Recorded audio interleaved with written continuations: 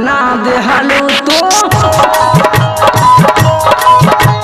हमके दीवाना बना देहलू तू हाई बाई कई कई के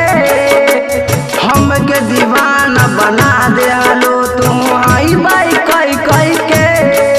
एगो चुम्मा दे के पिटवा दिहलू तू सिंह जी के लइका के एगो चुम्मा दे के पिटवा दिहलू हाय यादव जी के लइका के।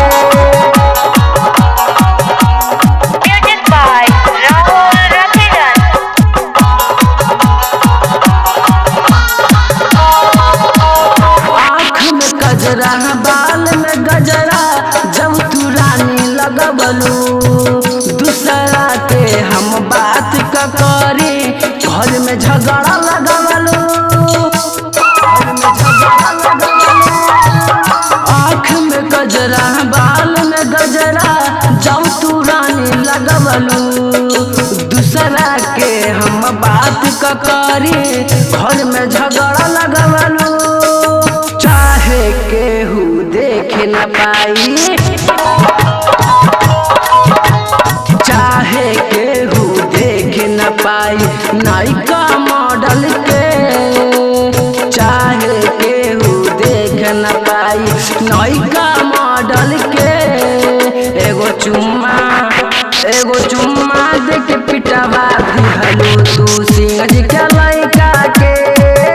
एगो चुम्मा दे के पिटवा दिहलू हाय यादव जी के लइका के।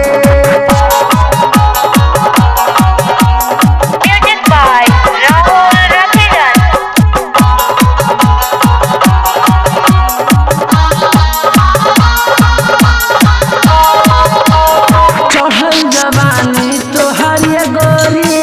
जनिए से झलकावा नीतीश के हम बात क करे जल्दी से सिनेमा देखावा चढ़ल जवानी तोहर गोरी जनिए से झलकावा राजेश के हम बात क करे जल्दी सिनेमा देखावा आर्यन के प्यार के काहे न बुझलू आर्यन के प्यार के काहे न बुझलू लइका समाज के